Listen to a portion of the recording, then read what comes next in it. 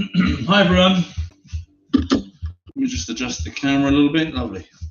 Okay, good. Hope you're all well. Hope you're ready for another workout. Room's looking a little bit crowded today. I do apologise, but hopefully it'll be okay. So I'll adjust this camera a little bit. Excuse me 1 second. That's better. All right, lovely. Good. Hope you're well, and hope you're all ready for a nice little workout. Good. Right, let's start off with a little bit of movement here, getting our bodies going. Hope you're enjoying life. Hope life's being really good to you. Upset Albertini. Hope you've done lots of practicing since the last session. It's all making sense to you. And you're thinking about self-defense in a nice, positive way. I was reading a survey. Well, I was reading a survey which made me do a little bit of research at the same time a few days ago, and hop from side to side. And I was looking at some crime statistics, and in the UK, I was looking at these statistics for the last, I think it was the last 10 years, and I thought, oh, well, you know. Like, it was looking about violent offences against people, and I thought, yeah, that's remarkably low actually, and which is a good thing, right? I mean, the thing is, we must never be complacent. But I look at the crime figures for violence against people, and I'm sort of reassured. I went the other day. I'm reassured because I think they're pretty low. You know, it's not a victim of crime. You're not going to think there's either. You're not thinking, oh, that's really the world's a safe place. You have a completely different view to me, and I get that. I appreciate that. But in my view, I think, considering how many people are here, right, so when they forward knee swings, I think the amount of violent crimes is quite small, which is a good thing. However, I also looked at fatalities due to obesity for the same period, and I was absolutely shocked and stunned to notice that there are 7 times as many deaths from obesity as there are serious injuries from violence from other people. And that's not deaths from other people, it's loads more when you compare the two in terms of deaths. But if you compare fatalities from obesity with violent incidents, 7 to 1. So that means that for every person that has a serious violent attack or suffers a violent attack, I suppose you could argue reports a violent attack, 7 people died from obesity-related conditions. Push your hands together, and that's massive, isn't it? That's absolutely huge. So I really am pleased, Paul, that the emphasis we have had, always will have on this program, Push, is about being active, about being mobile, about getting yourself up and moving around, and not sitting around being lazy. So, right, so open the gate, and you have to think, do we sometimes prepare ourselves to do combat against the wrong enemy? You know, if inactivity leads to obesity, it was one of the causes of obesity, overeating obviously, but overeating and inactivity together, you're not burning off those calories that you intake. It doesn't matter too much how many calories you intake if you're active and you burn them off. You'll be spending time thinking about, oh, what about if someone attacks me? When in reality, we're attacking ourselves. You know, we're not looking after ourselves. 7 times more likely to die from an obesity-related illness than be attacked at lunch forward and back. And I think, you know, I would like every student that takes part in this program, that enjoys this program, I would like you all to feel more confident in the realm of looking after yourself, staying safe. I think it's really important. Makes for a much more relaxed, happy, calm block. Lead up to the other leg. But something that's, in my opinion, even more important is that we stay active. We give ourselves an interest, something we want to learn, remember, practice, enjoy, you know, because those things will have much more impact on our lives. You know, we could spend our lives working to stay safe against an attack. But we could also spend our lives staying active against an attack, which will definitely come if we eat too much and we're idle. Like straight leg swings, 10 each time.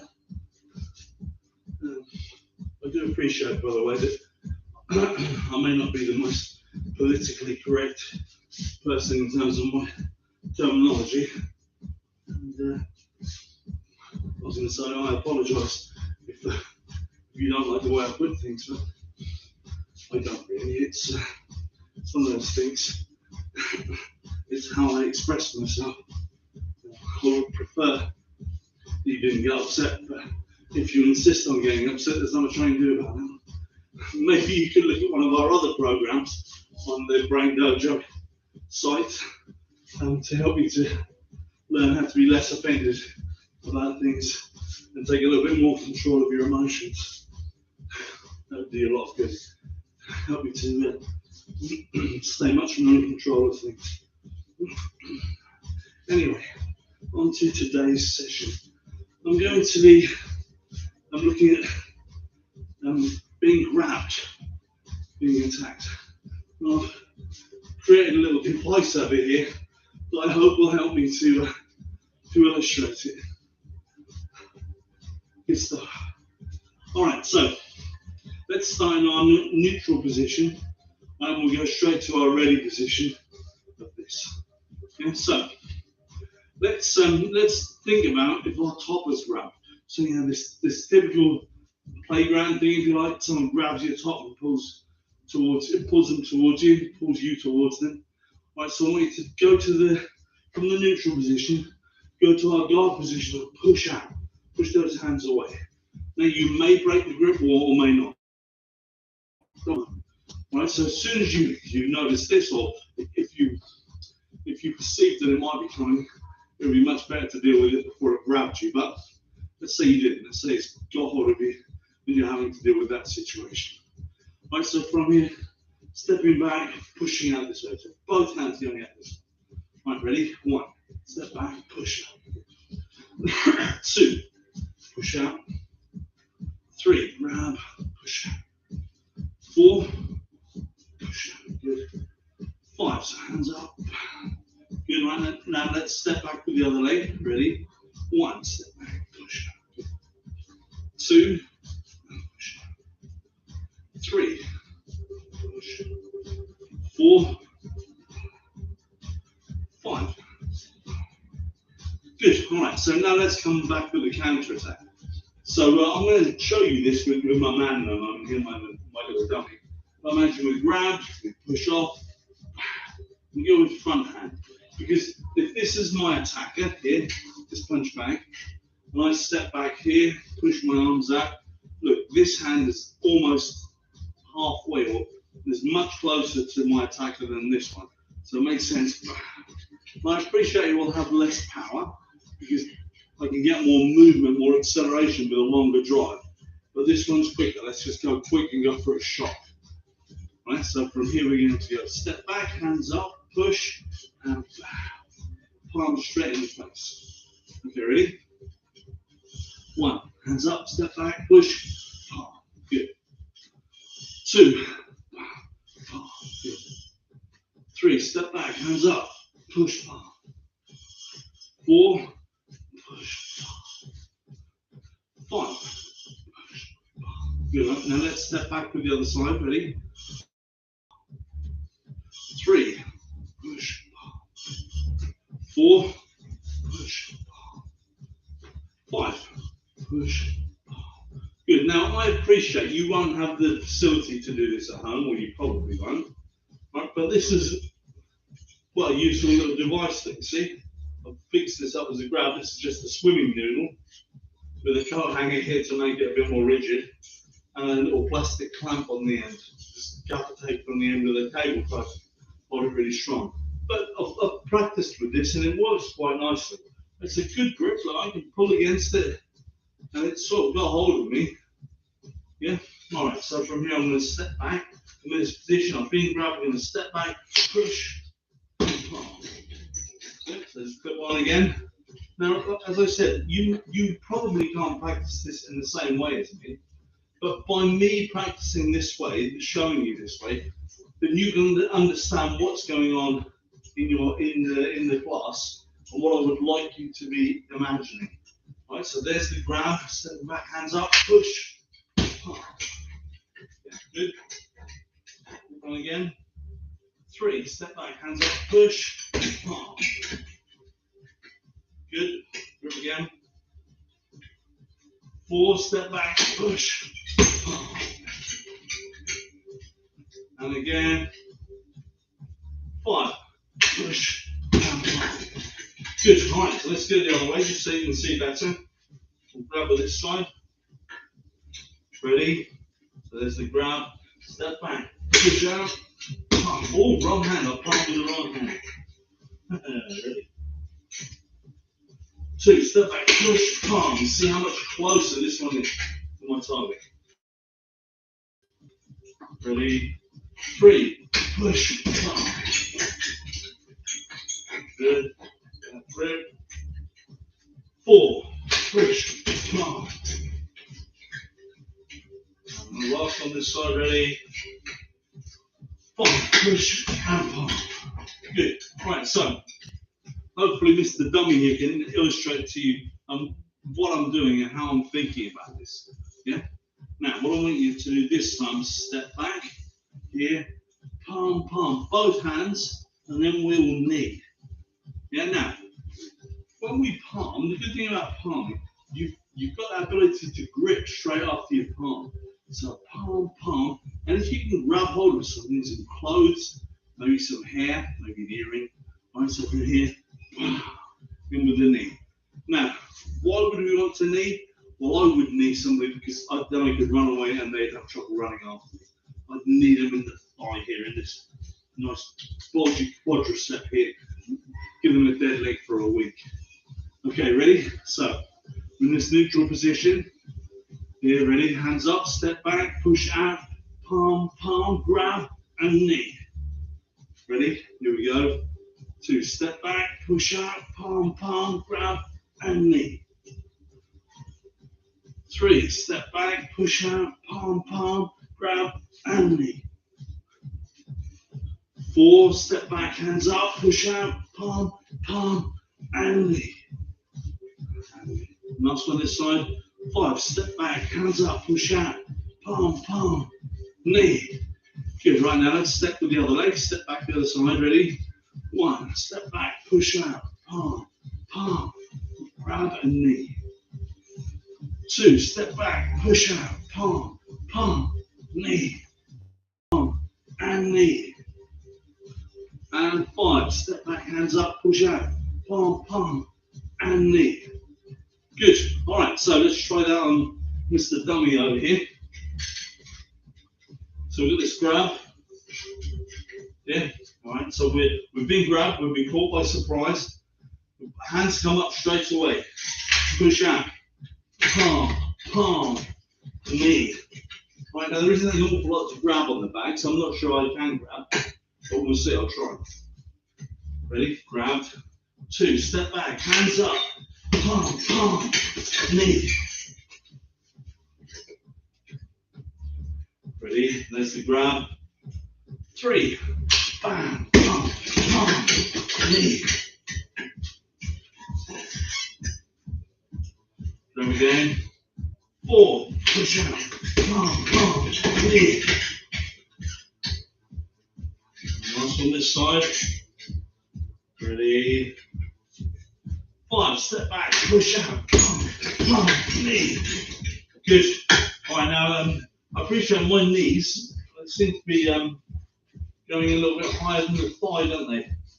Sort of going midsection. I think that's probably because of my martial arts background. Obviously, knees to the thighs is often frowned upon in a martial arts situation, but in a real life situation, it's perfect because it's going to cause injury, which is precisely the reason why it's frowned upon in martial arts. We don't want to cause injury to each other when we're in a tournament. All right, so we're going to do the same this side. I'm going to step back, bring those hands up, step back, push, palm, palm, knee. All right, I will grab something if I can get hold of something. You have to deal with the cards you've been dealt. Okay, ready? 2, step back, hands up, push, palm, palm, knee. There we go, there's the grab. 3, push, palm, palm, grab, knee. There we go. 4, push, palm, palm, knee. And one more this side, ready? 5, push, palm, palm, knee. Right, good. Now, you can see that when I do this against the back, and when I do it just freestanding towards you, my technique isn't always perfect, far from it. And there are lots of errors, if you like, lots of little mistakes. But this is the thing, we all make mistakes, we all have errors when we train. And practice enables us to reduce those errors. You know, the more we practice, the fewer errors and mistakes we'll have. The more we practice, the less likely we are to make mistakes if the real thing ever happens. You know, oh dear. When you've got, when adrenaline kicks in, you don't tend to think as clearly. But I can promise you, you'll either freeze, fight, or flee. Fleeing is good if you can get away without any problems. That's obviously the best action. If you're going to fight, make the fight short and make it just long enough for you to don't freeze. No, freeze is a bad thing. You know, freeze is a very bad thing. And more than anything, that's what I hope this training will enable you to do. It will enable you. Just literally, it will enable you, rather than you stand there thinking, oh my God, I don't know what to do, or just having a completely blank mind. This will enable you, yeah?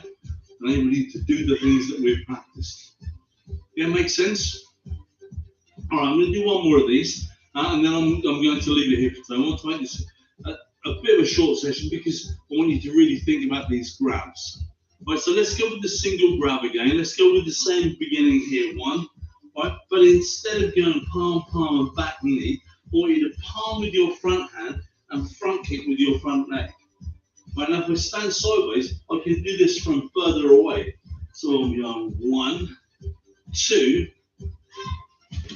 3. So when I go with the backhand, it's going to take me closer to my opponent. When I go with the knee, you can see I'm going towards the person who's trying to attack me.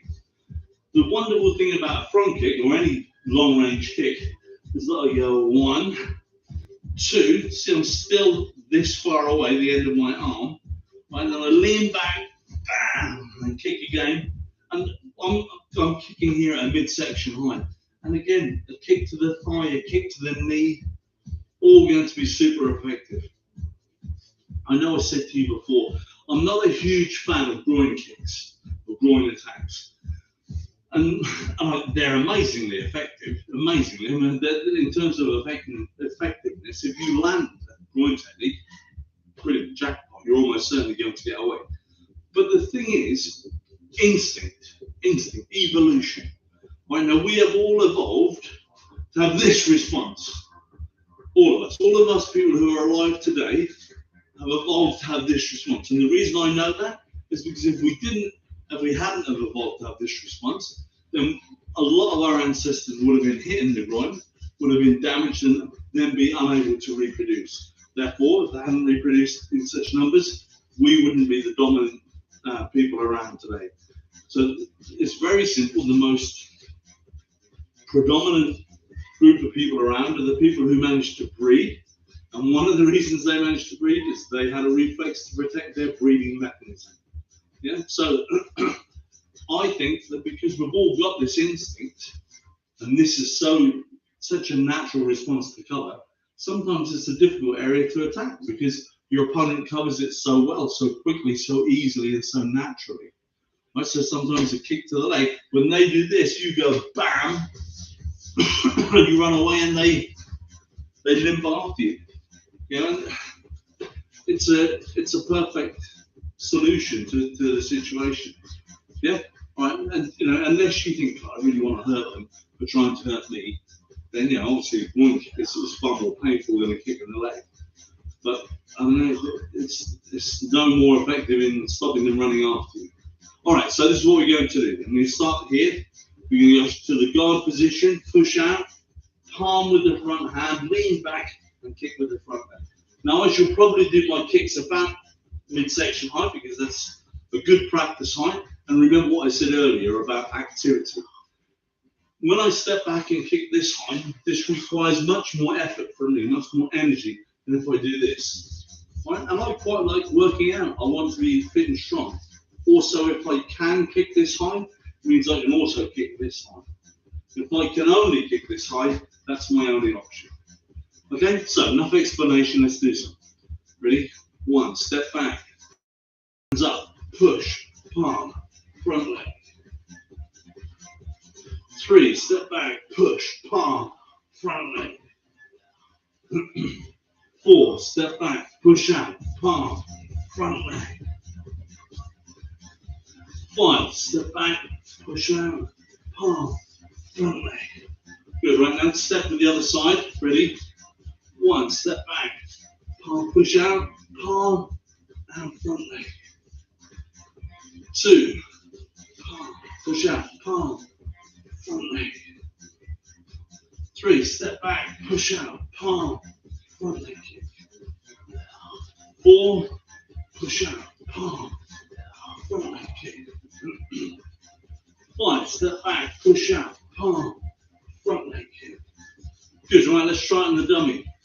As I said, I do appreciate you may not have a dummy like this, although it wouldn't be super expensive for you to set up. I guess the most expensive thing probably would be the punch bag bracket. But punch bag bracket, punch bag, like I said, swimming noodle.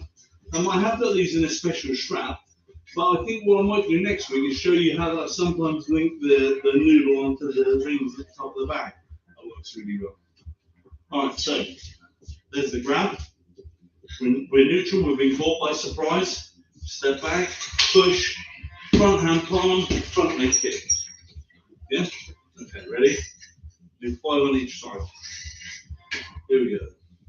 1, step back, push, palm, front leg.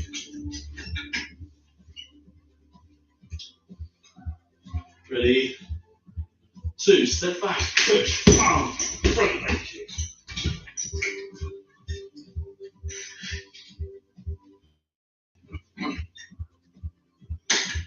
Ready? 4, hands up, push, palm, front leg kick.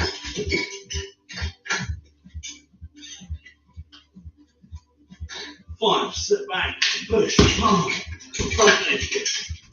Good, all right, now, just before I do the other side, let's talk a little bit about front kick. Now, when you front kick, I hope you can see it from there. I kick with the ball of my foot, and I let my toes come back this way. Yeah. Now we can spend an awful lot of time working on your technique to make sure you kick with the correct part of the foot. And if you were in a karate class, that's exactly what I would do. However, we're not in a karate class. We're in a situation where we're practicing to stay safe. In reality, you'll probably almost certainly have shoes on. You know, and pulling your toes back and kicking the ball of your foot with shoes on, perhaps a little bit unnecessary. Just smash the tip of your foot into their thigh.